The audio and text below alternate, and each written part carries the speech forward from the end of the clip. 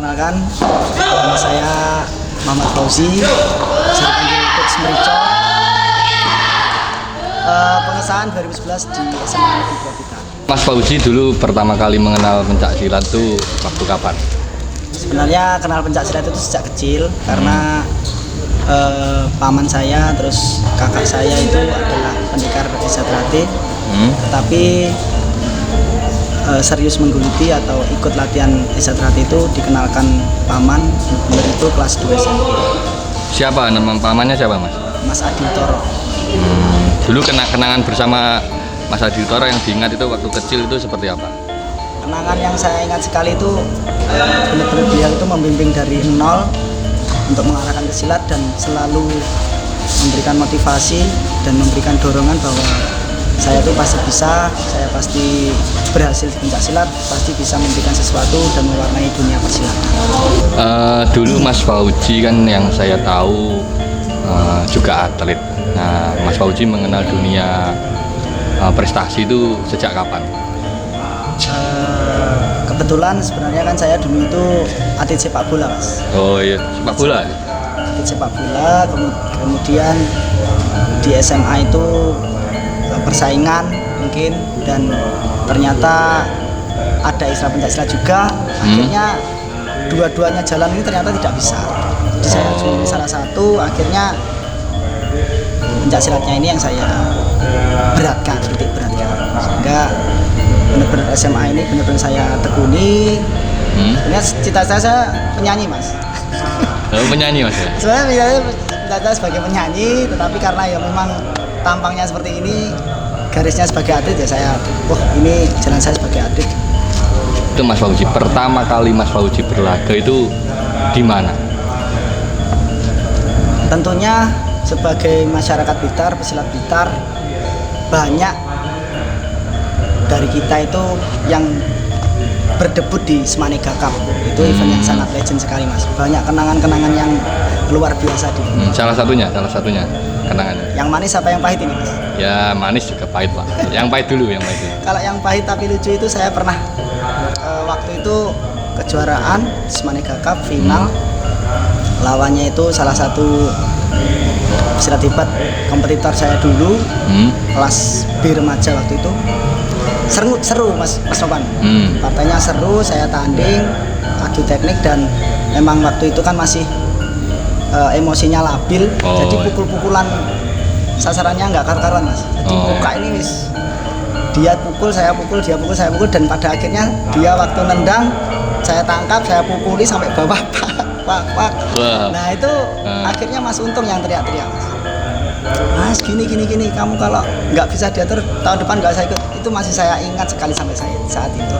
Mas Fauzi yang saya lihat itu masih terus menggeluti event-event dari kecil terus hingga dewasa, masih yang terakhir itu yang saya lihat ikut event internasional. Itu yang membuat motivasi apa yang membuat Mas Fauzi terus terjun di event-event itu apa?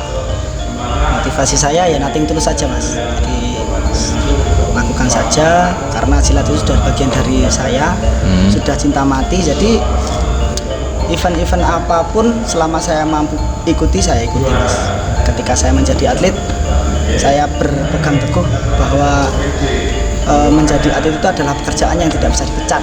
Jadi selama kita mampu, selama kita bisa, omongan orang seperti apa, tapi kalau kita bisa membuktikan, kita bisa lakukan, menang atau kalah berusaha nanti, yang penting kita buktikan, kita tunjukkan yang terbaik aja. Jadi sebagai pelatih itu kita lihat di perguruan kita dari Desa itu kan dari tingkat ke tingkat, Mas. Ada polos, jambon, hijau, putih, sampai menjadi warga. Jadi harapannya ketika polos ini ya programnya masih dasar. Nanti kalau sudah jambon meningkat lagi, hijau meningkat lagi. Contohnya ke teknik dasar pencak silatnya. Kalau polos mungkin kita masih ajari dari di tempat dulu statis, mungkin dari pasang dan tendang. Pasang 4 biasanya yang ngajar, itu tendang C, sabit atau T. Nah, nanti kalau sudah jambon meningkat lagi tekniknya, dari pasang mungkin hindar dulu, baru menyerang agak dinamis, sudah bergerak. Hijau dari pasang, tendang, dan serangan belaan. Sudah diajarkan, terus meningkat lagi. Putih diaplikasikan mungkin ke sambungnya. Jadi kita berurutannya seperti itu, jangan sampai dari polos sampai putih latihannya sama, atau bahkan masih polos latihannya seperti program anak sudah putih. Ya jadinya tidak maksimal, bahkan mengorbankan adik-adik kita. Mas Fauzi kan terjun di dunia kepelatihan dan prestasi. Menurut Mas Fauzi sendiri untuk Kota Blitar itu di dunia persilatan itu dalam mewadahi atlet itu seperti apa atau kurang gimana seperti itu? Ini pertanyaannya lumayan, tapi nggak apa-apa, saya jujur saja Untuk evaluasi lah. untuk mungkin. evaluasi dan buat kebaikan kita semua. Jadi Blitar ini, Mas, kota kabupaten ini potensinya luar biasa.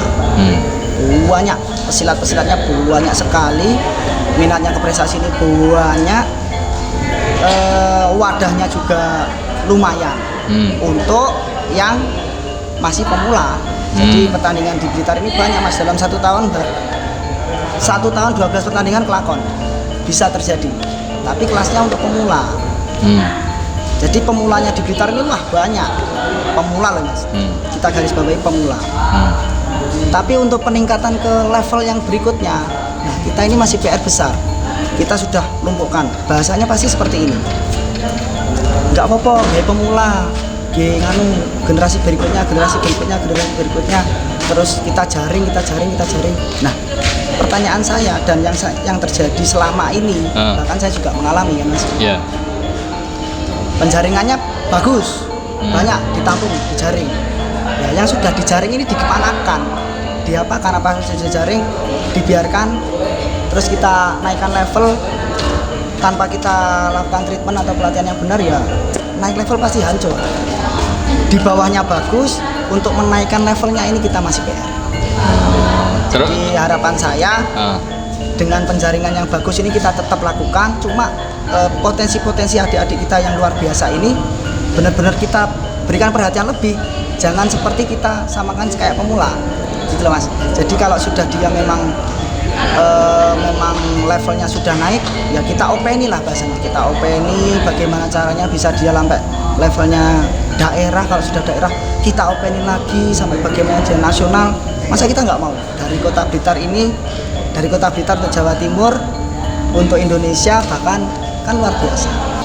Untuk naik level, Mas, mungkin pasti ada faktor pendongkrak untuk naik level itu. Menurut Mas Fauzi, salah satu faktor aja untuk mendongkrak agar bisa naik itu dari segi apa?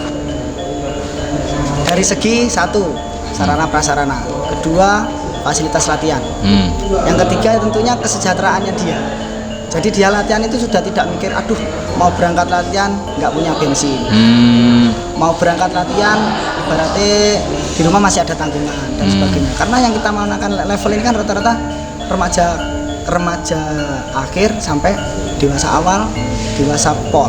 Jadi ini benar-benar kesejahteraan ini kita benar-benar pikirkan. Kalau dia latihan saja tanpa kesejahteraannya cukup, ya repot, Mas.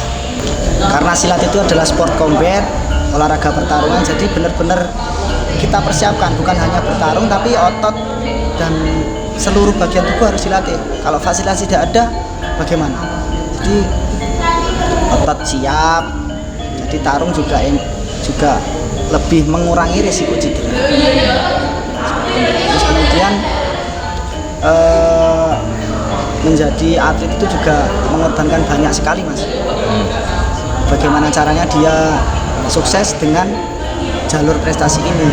Ini banyak sekali yang dibutuhkan teman dan sebagainya dan sebagainya. Makanya kalau kesejahteraannya tidak tercukupi, di masa depannya bagaimana? Kita juga harus memikirkan adik-adik kita yang benar-benar konsentrasi untuk menjadi atlet ini.